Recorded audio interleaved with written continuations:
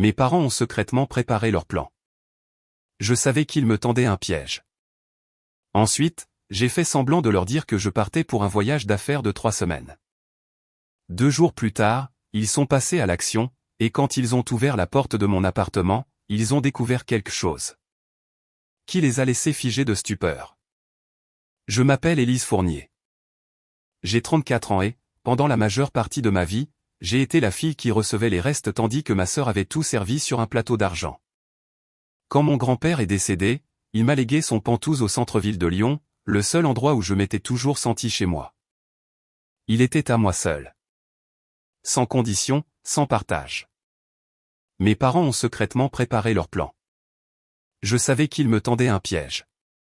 Ensuite, j'ai fait semblant de leur dire que je partais pour un voyage d'affaires de 3 semaines en Europe. 2 jours plus tard, ils sont passés à l'action, et quand ils ont forcé la porte de mon Pentouse, ils ont découvert quelque chose qui les a laissés figés de stupeur. Je me souviens encore du moment où je les ai entendus en parler. Ils pensaient que j'étais sorti, mais j'ai entendu chaque mot. Comment ils attendraient que je sois parti, appelleraient un serrurier, viderait mes affaires et vendrait l'endroit pour régler les problèmes d'argent de ma sœur. Ils n'avaient aucune idée que je n'avais jamais quitté la ville. Ils n'avaient aucune idée que je les observais. Et ils n'avaient absolument aucune idée de ce qui les attendait à l'intérieur. C'est une histoire que vous n'oublierez pas. Je vous le promets. Si ce parcours résonne en vous, si vous avez déjà eu à affronter la pression familiale ou à vous battre pour ce qui vous revenait de droit, prenez un moment pour aimer cette vidéo, laissez un commentaire avec votre propre histoire, et vous abonner pour ne pas manquer la suite. Votre soutien signifie plus que vous ne l'imaginez, et il nous rappelle à tous que nous ne sommes pas seuls dans ces batailles. Le jour où les clés du Pentouse m'ont été remises semblait surréaliste. Je me tenais dans le hall de l'immeuble au centre-ville de Lyon, l'enveloppe du notaire encore à la main, et j'ai pris l'ascenseur jusqu'au dernier étage. Quand les portes se sont ouvertes, la vue sur la Saône et la ville m'a frappé en premier, vaste et scintillante sous le soleil de l'après-midi, s'étendant comme si elle m'avait attendu toutes ces années. L'air à l'intérieur portait cette odeur familière de vieux livres et de bois poli, la même qui avait rempli le bureau de mon grand-père chaque fois que je lui rendais visite enfant. Papy Oscar avait vécu ici pendant des décennies, et chaque recoin portait une partie de lui. Le salon avait des fenêtres allant du sol au plafond, un piano à queue dont il jouait rarement mais qu'il aimait épousseter, et des étagères garnies de romans reliés en cuir qu'il me lisait pendant mes séjours d'été. J'ai marché lentement dans le couloir, passant mes doigts sur les photos encadrées qu'il gardait principalement de moi, des portraits d'école maladroits à ma remise de diplôme universitaire, celle à laquelle personne d'autre dans la famille n'a pris la peine d'assister. Cet endroit n'était pas juste un appartement. C'était le seul lieu où j'avais toujours été la priorité. Mon grand-père avait vu la vérité sur notre famille bien avant que je ne la comprenne pleinement.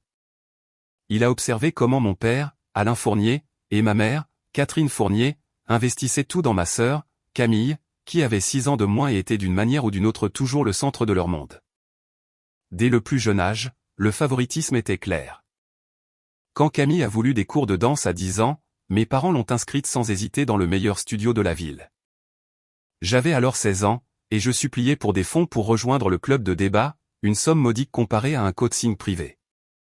Mais mon père a secoué la tête, disant que le budget était serré cette année-là. La semaine suivante, ils ont surpris Camille avec un nouvel ordinateur portable pour ses projets artistiques, même si elle l'utilisait à peine. J'ai appris à ne plus demander.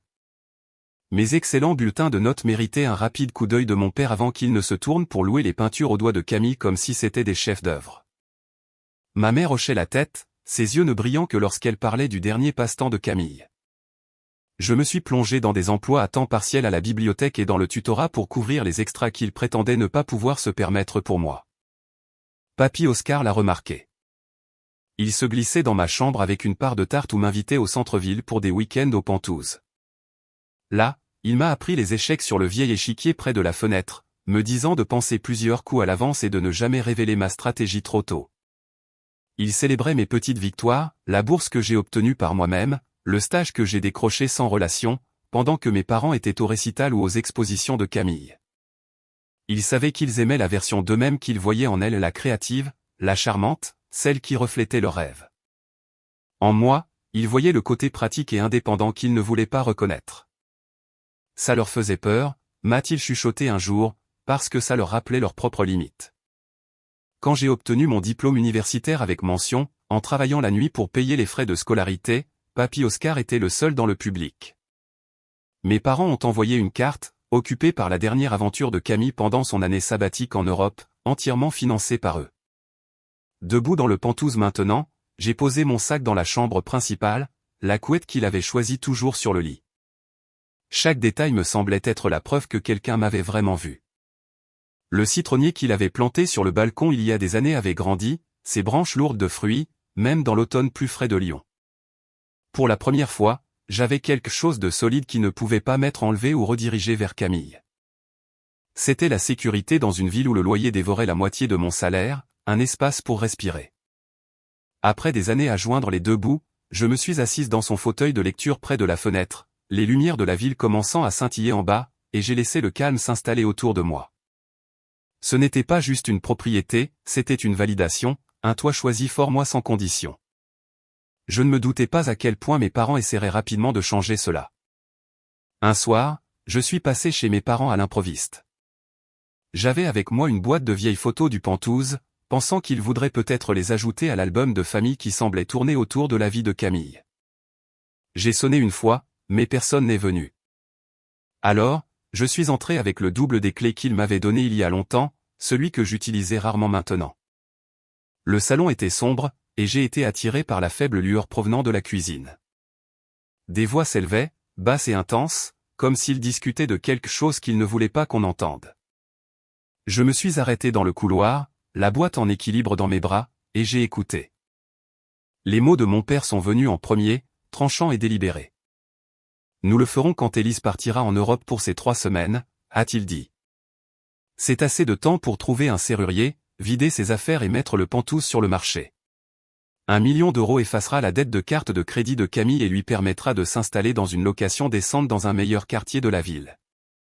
Ma mère est intervenue, son ton plus doux mais tout aussi résolu. C'est pour le mieux. Camille est noyée sous les factures de ses dépenses et de ses vacances qu'elle a prises au printemps dernier. Élise a sa carrière. Elle peut trouver quelque chose de plus petit. Nous ne pouvons pas regarder Camille se débattre comme ça.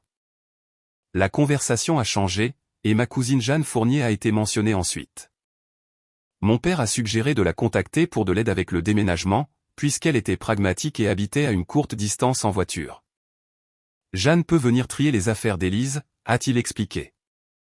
Nous lui dirons que Camille utilise juste l'endroit temporairement pour qu'elle ne pose pas de questions. Je suis resté là, le poids de la boîte soudainement insupportable, mon pouls battant dans mes oreilles. Il parlait comme si c'était une simple solution, comme réarranger des meubles, et non pas envahir ma propre maison et vendre ce que Papy Oscar m'avait explicitement légué. Le plan était clair, attendre que je sois parti, engager un serrurier pour entrer par effraction, enlever mes biens et mettre la propriété en vente pour financer les gouffres financiers de Camille. La dette de Camille n'était pas une surprise. Elle avait toujours été impulsive avec l'argent, accumulant les frais pour des vêtements et des voyages pendant que je budgétisais chaque centime. Mais cela, c'était nouveau, mes parents se tournant vers le vol pour la renflouer, ignorant les limites légales du testament. Le choc m'a submergé par vagues, un mélange de trahison et d'incrédulité qui me serrait la poitrine. Comment pouvait-il comploter cela dans mon dos, traitant mon héritage comme un bien familial à redistribuer? Il ne s'agissait pas seulement de l'argent. C'était le mépris total des volontés de Papy Oscar et de mon droit à ce qu'il m'avait donné. Je me suis retiré en silence, me glissant hors de la porte avant qu'il ne puisse me découvrir. L'air frais de Lyon a frappé mon visage alors que je me hâtais vers ma voiture, la boîte oubliée dans le coffre. Le trajet du retour a semblé interminable, le trafic rampant le long des quais, me donnant le temps de traiter les fragments de ce que j'avais entendu. Au moment où je suis arrivé dans le garage, l'engourdissement initial s'était transformé en une rage bouillonnante. Ils supposaient que je serais à l'autre bout de l'océan, inconsciente de leur stratagème. Ils n'avaient pas compté sur le fait que je resterais sur place. J'ai décidé à ce moment-là de voir s'ils iraient jusqu'au bout. Annoncer le voyage serait le test. Le rendre convaincant. Les laisser croire que j'étais parti et observer ce qui se passerait. S'ils appelaient le serrurier et entraient, j'aurais une preuve indéniable de leurs intentions. La montée en ascenseur semblait plus lente que d'habitude, les lumières se reflétant sur les murs en miroir. J'ai repassé leurs mots dans ma tête, la confiance désinvolte dans leur voix. cela faisait plus mal que prévu, confirmant ce que je soupçonnais depuis des années. À leurs yeux, les besoins de Camille passaient toujours en premier, peu importe le coût pour moi. Mais cette fois, je ne laisserai pas passer. Je serai préparé, retournant leur plan contre eux sans un mot d'avertissement. La détermination m'a raffermi alors que je déverrouillais ma porte, le calme du Penthouse m'accueillant comme un allié. Lors du prochain rassemblement familial, j'ai mentionné mon voyage à venir.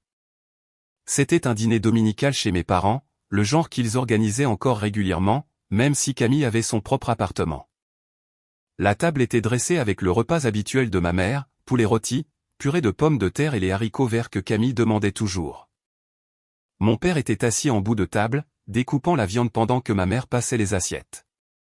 Camille était là, discutant de son dernier projet professionnel, et Jeanne nous avait également rejoints, apportant une bouteille de vin comme elle le faisait souvent lorsqu'elle était invitée à la dernière minute. J'ai attendu une accalmie dans la conversation, puis j'ai abordé le sujet nonchalamment pendant le plat principal. Mon entreprise vient de confirmer une grande réunion client à Genève, ai-je dit, en gardant un ton léger. C'est 3 semaines en Europe, départ vendredi prochain, retour au milieu du mois. Ma mère a immédiatement levé les yeux, sa fourchette en suspens. 3 semaines? C'est long. Es-tu sûr de pouvoir t'absenter aussi longtemps? J'ai hoché la tête, me servant un peu plus de pommes de terre. C'est important pour le compte. Ils insistent pour des présentations en personne, et c'est la bonne fenêtre. Mon père a posé le couteau à découper, s'essuyant les mains. L'Europe en automne, ce n'est pas mal. Tu auras du beau temps là-bas. Camille a souri, mais son sourire n'a pas atteint ses yeux. Ça a l'air excitant. Il faudra que tu envoies des photos. Où est-ce que tu loges exactement? Hôtel près du quartier des affaires, ai-je répondu. Rien d'extraordinaire, mais pratique. Les vols sont réservés, tout est prêt. Jeanne a levé son verre. Au voyage réussi. N'oublie pas ceux qui restent ici. La conversation a porté sur la logistique, comment je gérerais le courrier, les plantes dans le Penthouse, le système d'éclairage automatique que j'avais installé. J'ai expliqué que les serrures étaient intelligentes, contrôlées par une application, et que la sécurité de l'immeuble était de premier ordre. Pas besoin que quelqu'un passe vérifier, ai-je ajouté. Le système m'alerte si quelque chose ne va pas, et le concierge s'occupe des colis. Mes parents ont échangé un regard rapide, subtil mais bien présent. Ma mère a quand même posé des questions sur les plantes, mentionnant à quel point l'air pouvait devenir sec. J'ai balayé ses inquiétudes d'un revers de main, disant que le minuteur du système d'arrosage s'en occuperait. Intérieurement, j'observais attentivement leurs réactions. Mon père hochait la tête, posant des questions sur l'heure de vol, tandis que Camille parlait d'un ami qui avait récemment visité Paris. Jeanne a maintenu une ambiance légère avec des histoires de ses propres courts voyages. Personne n'a insisté sur l'accès ou les clés, et je n'ai rien proposé. Le dîner s'est terminé avec le dessert, la tarte aux pommes de ma mère, la préférée de Camille. Alors que nous débarrassions la table, mes parents m'ont serré dans leurs bras pour me dire au revoir, me souhaitant un bon voyage. Camille a fait de même, ajoutant plus tard dans la soirée un texto à propos des souvenirs. Jeanne m'a fait un signe de la main depuis l'allée, promettant de me retrouver à mon retour. Je suis rentré chez moi ce soir-là les fenêtres baissées, l'air frais de Lyon s'engouffrant dans la voiture. L'annonce s'était déroulée exactement comme prévu, décontractée, crédible, sans éveiller de soupçons. Ils croyaient que je serais bientôt parti, de l'autre côté de l'océan, hors de portée. Au lieu de faire mes valises pour l'Europe, j'ai réservé une chambre dans un hôtel tranquille à quelques kilomètres de là, dans le quartier de la Pardieu, le genre d'endroit que les voyageurs d'affaires utilisent pour les escales. J'ai payé à l'avance, demandé une option de départ tardif, et choisi une chambre avec vue sur la rivière mais sans lien avec mon nom dans les registres de l'immeuble. Les jours suivants se sont écoulés dans un flou de courriels professionnels et de préparatifs simulés. J'ai fait suivre mon courrier à l'hôtel, mis en place des réponses automatiques, et j'ai même acheté une petite valise à laisser visible dans le couloir du Penthouse pour que la caméra la voie. Tout semblait normal de l'extérieur. Le jeudi, je me suis enregistré à l'hôtel, y allant de nuit pour éviter toute rencontre fortuite. La chambre était simple mais confortable, avec un bureau où je pouvais surveiller les flux du Penthouse sur mon ordinateur portable. Je me suis installé, commandant le service en chambre et regardant les lumières de la ville depuis la fenêtre. L'attente a commencé. Ils avaient 2 jours avant mon vol. largement le temps de passer à l'acte s'ils étaient sérieux. J'ai gardé l'application de la caméra ouverte, les notifications en mode silencieux, prête à tout ce qui pourrait arriver. Le calme de la chambre d'hôtel me donnait l'espace de réfléchir aux années qui avaient mené à ce point. Mais j'ai repoussé ces pensées. Il s'agissait de voir la vérité, pas de ressasser le passé. J'ai dormi d'un sommeil léger cette nuit-là, le bourdonnement du trafic en bas étant un son familier de Lyon, sachant que le véritable test ne faisait que commencer. Au lieu de me diriger vers l'aéroport, j'ai conduit jusqu'à un hôtel à quelques kilomètres de là. La procédure d'enregistrement a été rapide, l'employé me tendant une carte clé sans un second regard. Ma chambre donnait sur la rivière, l'eau sombre sous le ciel couvert de Lyon. J'ai posé mon ordinateur portable sur le bureau, connecté au système de sécurité du Pentouse, et j'ai commencé à prendre des dispositions. D'abord, les caméras. J'avais fait des recherches sur les options des semaines auparavant, choisissant un ensemble facile à installer et entièrement légal en France, puisque c'était ma propre propriété. Je suis retourné au Pentouse cet après-midi-là, me garant dans le garage et prenant l'ascenseur de service pour éviter que les caméras du hall ne remarquent quoi que ce soit d'inhabituel. À l'intérieur, le calme semblait différent maintenant, chargé d'anticipation. J'ai placé de petits appareils dans le salon, le couloir et la cuisine, des appareils discrets qui se fondaient dans le décor et envoyaient un flux en direct sur mon téléphone. Les tester a pris du temps, ajustant les angles pour couvrir les points d'entrée et les zones principales sans angle mort. L'application permettait également l'audio, capturant un son clair avec la vidéo. J'ai gardé l'enregistrement original de la conversation de mes parents, le stockant en toute sécurité sur un disque crypté comme preuve de secours. Le soir, tout était actif. J'ai fait quelques tests, marchant dans les pièces pour m'assurer que les alertes de mouvement fonctionnaient instantanément. Satisfaite, j'ai tout verrouillé et je suis retourné à l'hôtel, le trajet étant court à travers le trafic du soir. L'étape suivante était plus difficile. J'ai appelé la ligne non urgente de la police nationale, expliquant calmement la situation lorsqu'un agent a décroché. J'ai décrit la conversation que j'avais entendue, passant l'enregistrement au téléphone. Après avoir obtenu la permission, l'agent a écouté sans interrompre, puis a posé des questions sur la propriété du bien et mes préoccupations. J'ai souligné le plan d'engager un serrurier pour une entrée non autorisée, l'intention de retirer mes biens et la vente potentielle sans mon consentement. J'ai offert l'accès au flux de la caméra en direct via un lien sécurisé fourni par le système pour les forces de l'ordre, ainsi que les horodatages de l'activité attendue en fonction de mon départ. L'agent a pris l'affaire au sérieux, notant les détails et promettant d'avoir une unité prête à intervenir si les alertes se déclenchaient.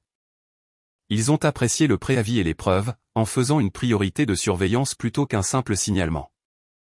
J'ai donné mes coordonnées à l'hôtel au cas où ils auraient besoin de me joindre rapidement. En raccrochant, le soulagement se mêlait à la tension. C'était étrange de dénoncer ma propre famille, mais l'enregistrement ne laissait aucun doute sur leurs intentions. Ils ne se contentaient pas de parler, ils organisaient tout, étape par étape. De retour dans la chambre d'hôtel, j'ai commandé le dîner au service en chambre et j'ai revu les flux. Le Pentouse semblait vide, les lumières sur minuterie donnant l'apparence d'une occupation. J'ai pensé aux années qui ont mené à cela, à la façon dont les petites faveurs pour Camille se transformaient toujours en attentes plus grandes. Le sommeil est venu par intermittence cette nuit-là, le bruit de la ville filtrant par la fenêtre. J'ai vérifié l'application plusieurs fois, m'assurant que la connexion restait stable.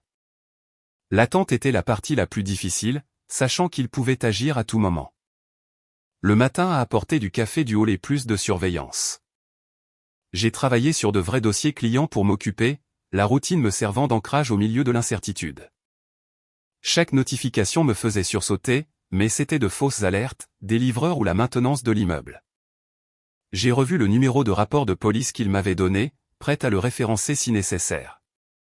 L'agent m'avait assuré qu'avec les preuves fournies, l'intervention serait rapide en cas de tentative d'effraction. Les jours se sont un peu estompés, l'hôtel devenant une base temporaire. Je suis sorti pour des promenades le long des quais, me vidant la tête tout en restant assez proche pour réagir rapidement. L'air d'automne portait un frisson, les feuilles se dispersant sur les trottoirs. À l'approche de la date de départ, je me suis préparé mentalement à ce qui pourrait arriver. Les caméras enregistraient en continu, avec un stockage sur le cloud pour tout sauvegarder. L'enregistrement de la conversation de mes parents restait prêt à être partagé à nouveau si nécessaire. Je savais que cette étape changeait tout. Il n'y aurait pas de retour en arrière une fois les autorités impliquées. Mais après avoir entendu leur plan exposé si clairement, je ne pouvais pas laisser cela se produire sans conséquence. La détermination silencieuse s'est renforcée. Ils avaient forcé ce choix, et j'étais prête à aller jusqu'au bout. 2 jours après mon installation à l'hôtel, l'alerte de la caméra s'est déclenchée. La notification a retenti sur mon téléphone alors que je consultais des courriels professionnels au bureau. J'ai immédiatement ouvert l'application, le flux en direct montrant d'abord l'entrée de l'immeuble, puis basculant sur la caméra du couloir lorsqu'un mouvement a été détecté. Une camionnette s'est arrêtée à l'extérieur, marquée du logo d'un service de serrurerie local. Le chauffeur est sorti, sa boîte à outils à la main, et a rejoint mes parents à la porte. Mon père lui a parlé, désignant la serrure tandis que ma mère se tenait à proximité, regardant autour d'elle comme pour vérifier s'il y avait des témoins. Camille est arrivée ensuite, transportant des boîtes vides depuis sa voiture, et Jeanne est arrivée peu après, aidant à décharger plus de fournitures. Ils se sont rassemblés dans le hall, mon père expliquant quelque chose au serrurier, qui a hoché la tête et les a suivis jusqu'à l'ascenseur. Mon cœur s'est emballé lorsque la caméra du couloir les a capturés sortant à mon étage. Le serrurier s'est agenouillé près de la porte, le cliquetis de ses outils se faisant entendre alors qu'il travaillait sur la serrure intelligente. Mes parents surveillaient, ma mère tenant les boîtes, Camille consultant son téléphone, Jeanne se déplaçant mal à l'aise mais restant silencieuse. Le flux a montré le mécanisme de la porte cliquant après plusieurs minutes, le serrurier testant la poignée jusqu'à ce qu'elle tourne. Mon père l'a poussé le premier, le groupe entrant un par un. Ils se sont rapidement dispersés, ma mère se dirigeant vers la chambre, Camille commençant dans le salon, sortant des livres des étagères et les empilant dans des boîtes. Jeanne a hésité dans l'entrée avant de se joindre à eux pour emballer des objets fragiles de la cuisine. Mon père a sorti son téléphone, composant un numéro et parlant à voix basse pour programmer la venue d'un agent immobilier pour des photos le lendemain. « Oui, c'est vacant maintenant », a-t-il dit. « Nous pouvons le mettre en vente cette semaine. » Je n'ai pas attendu une seconde de plus. Mes mains tremblaient en composant le numéro de la police que j'avais enregistré, l'agent de la fois précédente a répondu à la deuxième sonnerie. J'ai décrit ce qui se passait en direct, le flux étant partagé en temps réel via le lien que j'avais fourni plus tôt. Ils sont à l'intérieur avec un serrurier qu'ils ont engagé, ai-je dit, entrant par effraction pour retirer mes affaires. L'agent a confirmé qu'une unité était en route, déjà proche en raison de l'alerte précédente. J'ai regardé l'écran, le groupe se déplaçant efficacement, Camille pliant des vêtements des tiroirs dans des sacs, Jeanne emballant la vaisselle avec des mouvements rapides. Ma mère dirigeait depuis la chambre, désignant les articles à emballer. Les minutes semblaient des heures. Le serrurier a fini de réinitialiser la serrure de l'intérieur, la testant à nouveau avant de reculer. Mon père l'a remercié, lui remettant le paiement, et l'homme est parti avec un signe de tête. Puis, la sonnerie de l'ascenseur a retenti dans le flux du couloir. 2 policiers sont apparus, leurs insignes visibles, s'approchant de la porte ouverte. Ils ont frappé fermement, s'annonçant comme la police nationale. La caméra à l'intérieur a capturé le moment parfaitement. Mon père s'est tourné le premier, le visage pâlissant alors que les policiers entraient. « Nous avons un signalement d'entrée non autorisé », a dit l'un d'eux. « Reculez et identifiez-vous. » Ma mère a laissé tomber une boîte, son contenu se répandant sur le sol. Camille s'est figée, un pull à la main, les yeux écarquillés.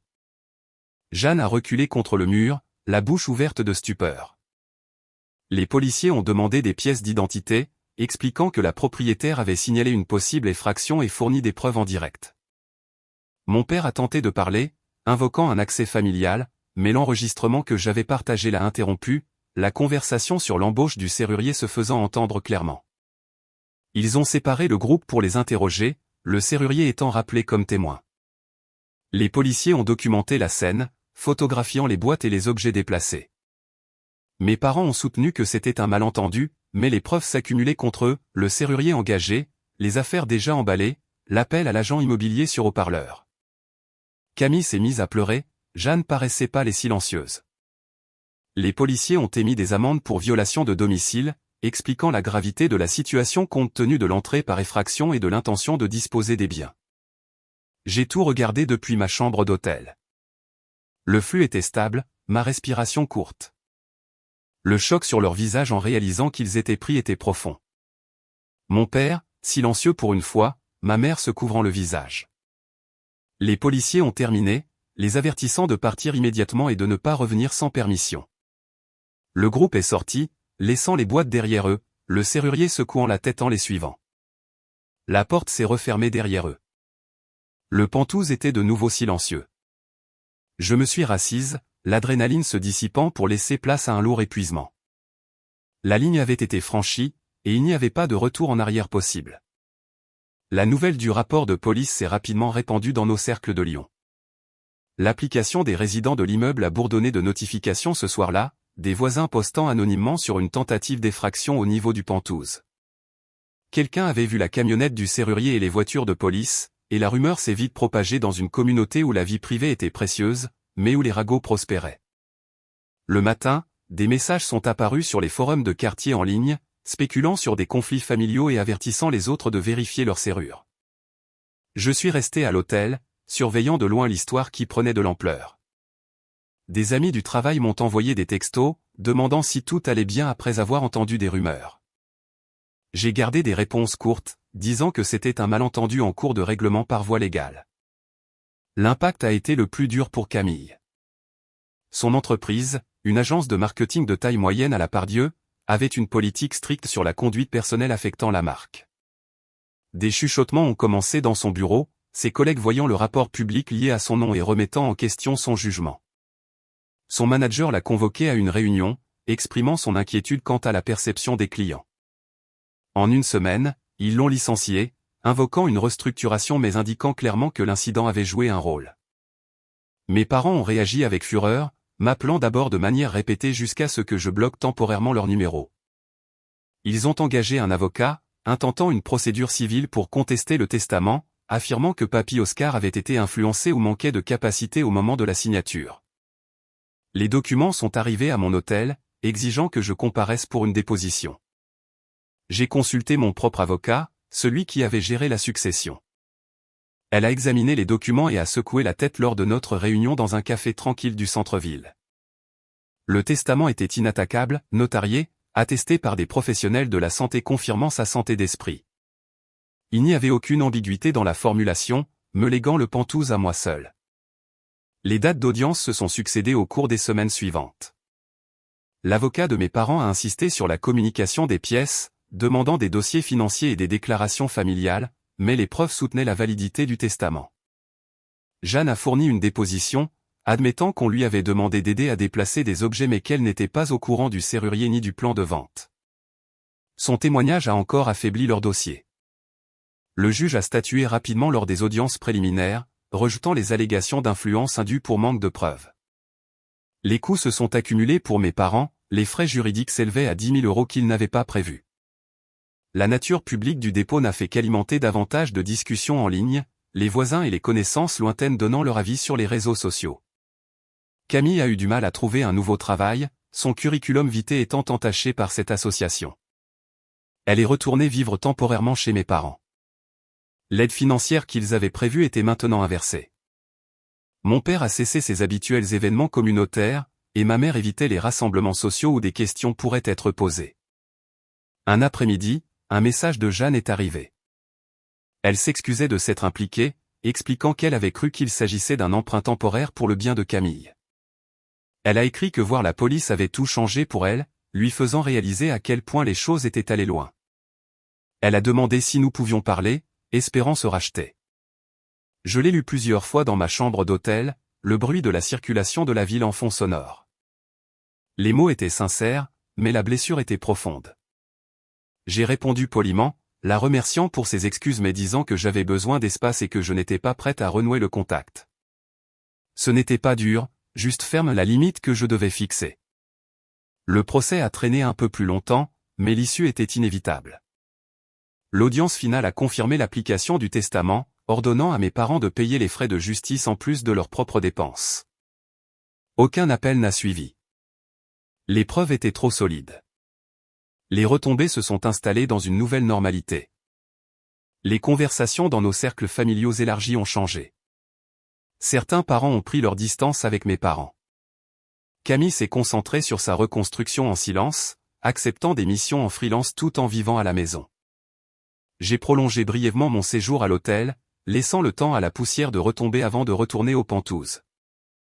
Les serrures avaient été changées à nouveau, la sécurité renforcée.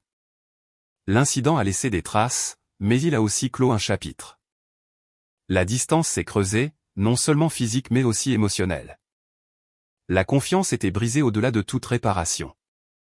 Les mois qui ont suivi ont apporté un silence auquel je ne m'attendais pas. Les appels ont cessé. Les messages se sont taris. Mes parents n'ont pas cherché à me contacter, et le nom de Camille n'apparaissait plus sur mon téléphone. Le texto d'excuses de Jeanne est resté sans réponse, et finalement, même ce fil de discussion s'est tu. La discussion de groupe familial, autrefois remplie de nouvelles sur la vie de Camille, m'a exclu complètement, sans un mot. La perte d'emploi de Camille a été dure. L'agence de marketing a invoqué la politique sur la conduite personnelle ayant un impact sur la réputation de l'entreprise, mais tout le monde savait que le rapport de police avait joué un rôle majeur. Les clients avaient vu des extraits des nouvelles, et l'association était devenue trop risquée.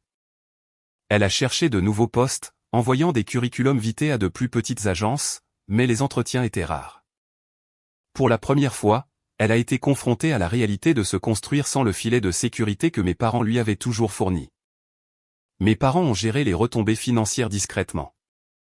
Les frais juridiques s'élevaient à environ 10 000 €, sans compter le coût de remplacement de la serrure endommagée et de la mise à niveau de la sécurité. Ils ont vendu quelques investissements pour couvrir ces frais, resserrant leur budget comme ils ne l'avaient jamais fait auparavant. Les invitations sociales se sont raréfiées. Les voisins étaient polis mais distants, et les événements communautaires étaient moins fréquentés pour éviter les questions gênantes. Les résidents de l'immeuble m'ont également traité différemment, m'offrant des signes de soutien dans l'ascenseur ou laissant de petits mots admirant ma force. L'incident est devenu une histoire édifiante murmurée dans les couloirs, un rappel de la façon dont les affaires de famille pouvaient déborder sur la place publique.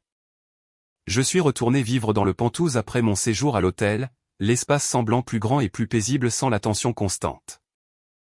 J'ai réarrangé les meubles, ajouté des plantes sur le balcon et transformé l'ancien bureau de Papy Oscar en bureau à domicile.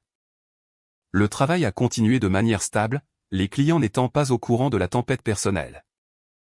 Un week-end, en nettoyant un tiroir dans le bureau, j'ai trouvé une enveloppe cachée derrière de vieux dossiers. L'écriture sur le devant était celle de Papy Oscar, mon nom dans son écriture soignée. À l'intérieur se trouvait une lettre que je n'avais jamais vue, datée de quelques mois seulement avant son décès. Il écrivait qu'il m'avait vu grandir pour devenir une personne résiliente et gentille malgré les déséquilibres à la maison. Il louait la façon dont je gérais les défis par moi-même, obtenant chaque réussite par l'effort. Il expliquait que le Pentouze était sa manière de me donner une fondation, un endroit où je pourrais toujours me sentir choisi. Tu es assez, Élise, terminait-il. Tu l'as toujours été. Ne laisse personne te faire douter de cela. Je me suis assise dans son fauteuil, la lettre entre les mains, les larmes coulant sans crier gare.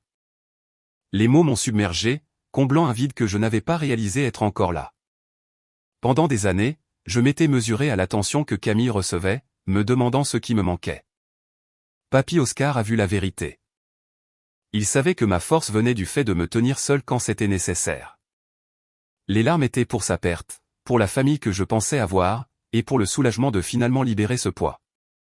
J'ai pleuré silencieusement, les lumières de la ville scintillant à l'extérieur jusqu'à ce que la vague passe. À partir de ce moment, le silence a semblé différent, non pas vide, mais libérateur.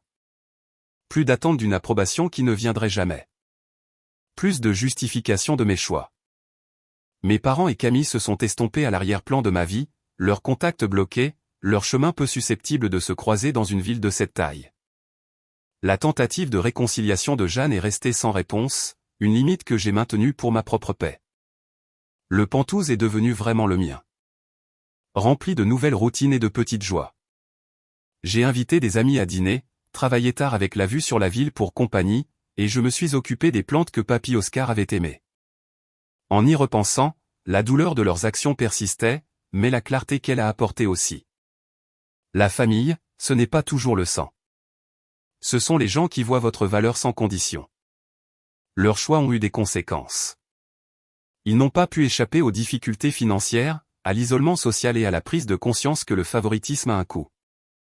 Camille a appris à se débrouiller seule. Mes parents ont été confrontés aux limites du contrôle. Pour moi, La leçon était plus simple, je méritais l'espace que Papy Oscar